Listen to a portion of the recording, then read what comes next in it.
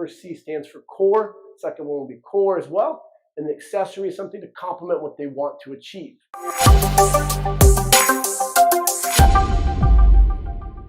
Howdy y'all, it's your favorite trainer with a belt buckle. Today we're going to talk about training somebody with fake tatas. If you're not familiar with SUF-Fitness, I wrote the book, How to Become a Successful Personal Trainer. And let me tell you a story. I was at the West Hollywood Equinox the other day, working with one of the trainers. We train people all throughout the States because we help them get hired at high-end gyms. If you want to go to an Equinox, a Lifetime, SUF-Fitness CPT, the best in the game. Now, if you want to go to a 24, LA Fitness, get your simple textbook certs, NASM, ACE, ISSA. If you want to become the best, you got to show up. I was having a conversation, and this lady walked by, and she was very well enhanced. And I'm not talking about D cups. I'm talking about whatever these would be. And the trainer was like, how would you train someone who had boobs that big? That were fake. Their words, not mine. Fake tata sounds a little better. Your clients will never, ever say breast augmentation. That's what it's technically called. To grow, to get bigger, augment, to reduce, reduction.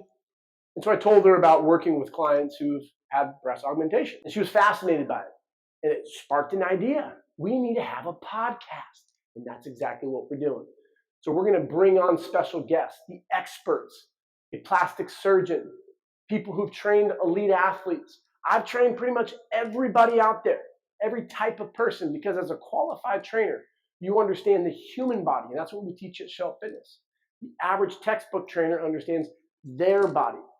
So how would you train someone who's gone through an augmentation?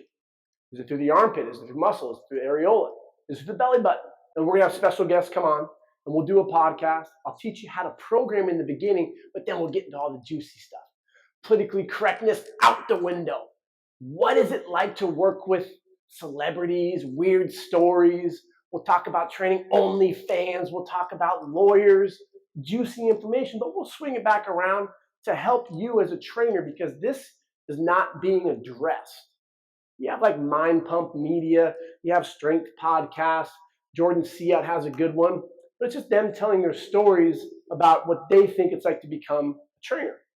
I'm going to tell you how to train based off of the CCA and give you examples and make it juicy with the special guest. So if you have any topics that you're interested in, leave it in the comments. Make sure to subscribe, like, and we're going to make this sucker become the best out there. Now, as I said, fake tatas, we're talking about the breasts. Now, you will have clients that will say things like, I want to do more pushing because I want to perk up my breasts. You can't do that. You have muscle, pectoralis major, 3 parts, sternal, costal, clavicular. Underneath, you got the pec minor.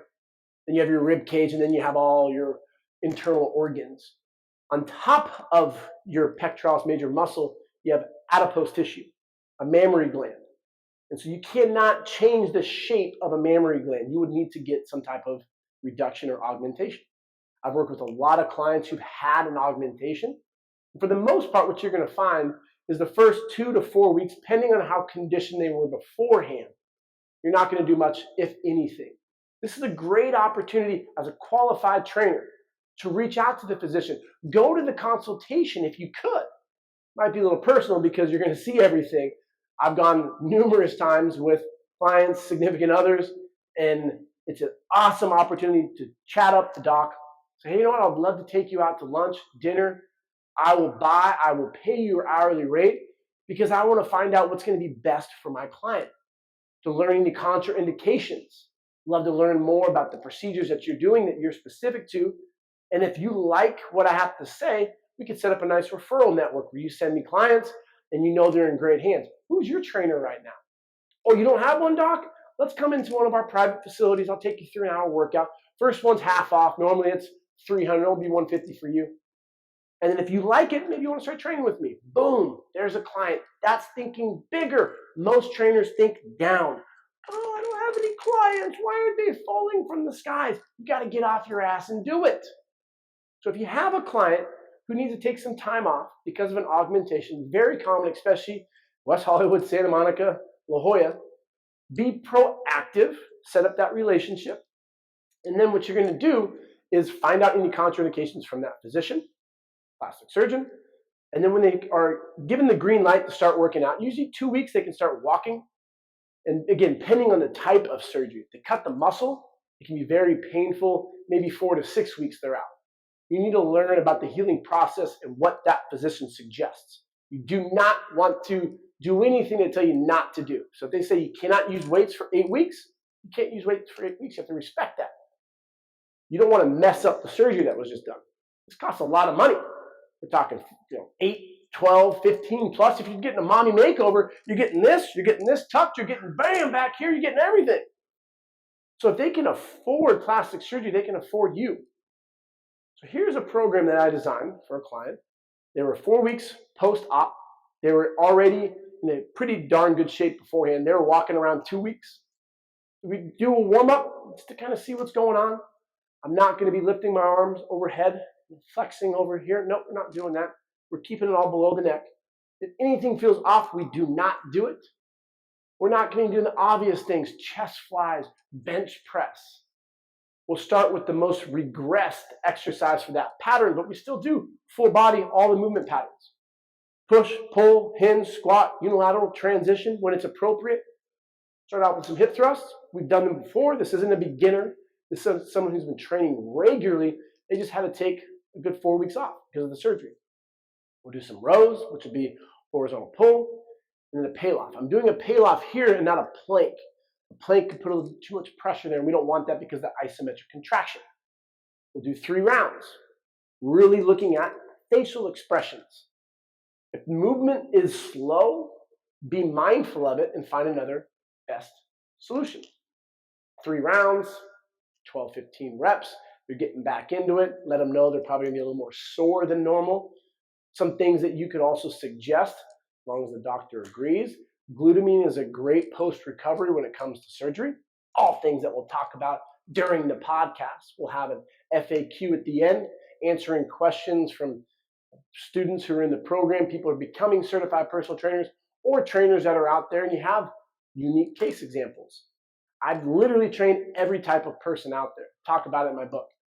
From HIV, cancer, amputees, spinal injuries, stroke, Down syndrome, deaf.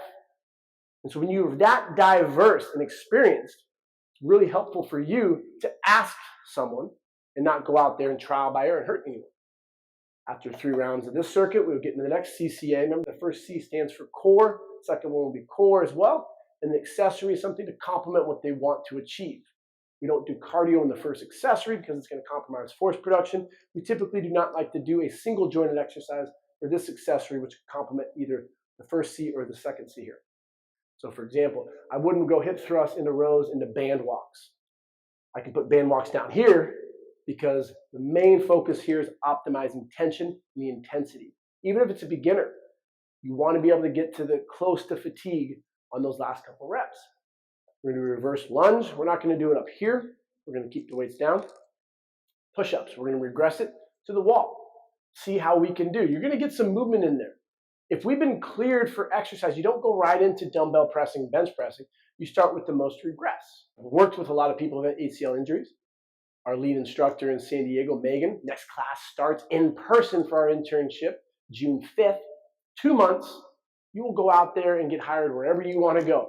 SUF-CPT, the best in the game. Sure, I'm a little biased, but with 20 years of experience, I can look at the industry. It's not saturated. We need more qualified trainers, and that's what we produce. You can also do it online anytime, live interactions with instructors. So she had an ACL blown out 3 times, right, left, now she's on her right. So when they go through the recovery process, you start nice and regressed, and then you'll go to one leg, and then you'll work with transferring. So think of it as like miles per hour. You don't go at 100 right away. Think about Ricky Bobby. The first time when he crashed the Talladega Nights, how do you get back into it? You start out slow, and then you'll get to where you were at, but it takes some time. Mindset's really important in this. Suitcase walks. Get the abs engaged. Walk back and forth. Do that for 3 rounds. We'll go to the last one. So for the push-ups here, I'll probably stick to modified in the sense that I'm not going to go all the way down, so I'm on the bar on the wall. I'll just go about halfway. Maybe do 5 to 8. That's what we were doing when I was working with one of my clients. And I let them know you will be sore tomorrow. Don't freak out. Make sure we're getting our protein. Amino acids are going to be the best thing for that recovery. Last circuit, squats, and we're going to do an A here, not a CCA, because the shoulder, I don't want to be doing any overhead pressing. I'm even going to stay away from landmine for now. We're going to start with rotating T's, which would be an accessory. See how that feels. You're going to be getting horizontal adduction, so there's going to be some tension on there, but it's isometric and it's very light. I may modify this depending on how the push-ups went, but they went fine, and I felt that it was appropriate with the interactions from the client that would be an okay exercise. So do the squats down here, not goblets, not back squat. So when you open up, you're going to be putting a constant stretch on the pec major. We don't want that. Goblet could just be uncomfortable, a little anxiety because you're going to be putting stuff where you're not used to for the new enhanced girls. And so I would choose to do rotating T's there and then some abductions, walking back and forth. Checked in the next day. How are we feeling? A little sore, nothing abnormal. Came back in for the second workout. And how we implement the strategy with the CCA for programming, it's a nice plug and play. So you have your first workout. The second workout, which will be 2 days later for full body, is pretty much the same. Hinge pattern, unilateral, squat pattern, pull, push. We take the patterns and then you overload. So moving on over, hip thrust, not that sore, go up in weight. The intensity is a little higher. So maybe you went 25, which would be 95 total, to 115, which would be 35%, to 135. And you did 15, 12, 10. The second time, not sore, maybe you start with 135. You go to 155, then 175, 45, 2 tens on each side. Maybe you add a band on there. You just slowly make it more challenging than the last time. Rows, maybe we're doing sagittal, neutral grip. Maybe you decide to go pronated, because pronated will put a little more stress on that in that area. So that would be a nice progression. Payloft variations, instead of going here, maybe you go one hand. Doing the same exact thing. Reverse lunge, maybe you do a forward lunge instead. Push-ups, do the same exact thing, same amount of reps. Maybe you slow it down a little bit. It's going to be a little more tension on the muscle, a little more damage. See how she does. Suitcase walks, maybe you do a farmer's walk. Maybe you do a suitcase walk and you dribble a ball. Squats, keep it the same. And as you go week to week to week, you'll get back into goblets and you'll eventually get back into barbell and you'll be right back to where you were. Rotating T's, maybe this is the time you want to do a modified banded press here, just to start getting some load above the clavicle. And all on the information that you get back from the client. And great trainers are constantly communicating with their client, but also with their team, which should be a physician, should be a physical therapist, should be occupational therapist, chiropractors, dietitians. The greater your team is, the easier the hardest part for most trainers, which is sales, becomes. Because you tell your client, oh, you're going to be going through an augmentation. Awesome, I work with a team. I have a doctor I can reach out to. I can give you a referral. Hey, doc, give me some money. I'm giving you a referral. That's the beauty of being a business-minded professional and not the average textbook trainer who's doing a bunch of, where are my BOSU balls? Where are my stability stuff? No. What are your goals, Skelly? You want to get a jack chest? Get him a jack chest. If you want a big ass, we're going to get you a big ass appropriately and safely. If you want to look at some funny stuff, go to David Weck. He's the founder of the BOSU ball. We had a nice little engagement. Paylofts are the worst exercise in the world. When you don't have a background in this stuff, your panties and jock straps can easily get offended. And that's what happens when you try to create witchcraft. So when you stick to the fundamentals, movement patterns, principles of programming, specificity, overload, variation, stress management, and when you implement those strategies, your clients will get results. And you can easily make this into a career. We're really, really excited, not only about our certification being worldwide, finally getting accredited, takes some time, but we're getting trainers in the Equinox Lifetime top gyms with the Show Fitness CPT. If you haven't read my book, read my book, How to Become a Successful Personal Trainer. I'd really appreciate a review. You want to sit on one of our live classes daily, Monday through Friday. We teach you anatomy. Everything I just talked about, horizontal adduction, flexion, the 17 muscles of the shoulder, we teach you all that. 20 of the lower body, 8 core movement patterns, how to design a program on the spot. And that's really important. I'll be doing a YouTube here shortly on how we help someone get hired in Austin and Equinox. The manager asked them on the spot, can you design a program? Yeah, absolutely. CCA, boom, done. The manager's like, oh, shit, that's really impressive. How would you regress it for someone who's pregnant? I'll have someone on the podcast when we talk about pregnancy. He made the regressions, hired him on the spot. Didn't do a movement screen, didn't see overactive adductors, that bullshit. No. The manager saw quality. That's what we produced. And now they're at the best gym in the world. If you want to become a successful personal trainer, all you got to do, show up. Hopefully you found this helpful. Sorry if I offended you. The audio, oh my God, this gym is terrible with audio. $8,000 a month, it's expensive as hell in La Jolla, right in the main street. Clients show up, but the audio sucks. So deal with it. The podcast audio will be great because we have an audio technician. We're really excited to get that out there. The Show Up Fitness podcast coming to you soon. We'll teach you everything about training people with fake tatas, from pregnancy, training Elon Musk, Joe Biden. Oh my gosh, how would you do it? We'll take care of you. In the meantime, have a great day and keep showing up.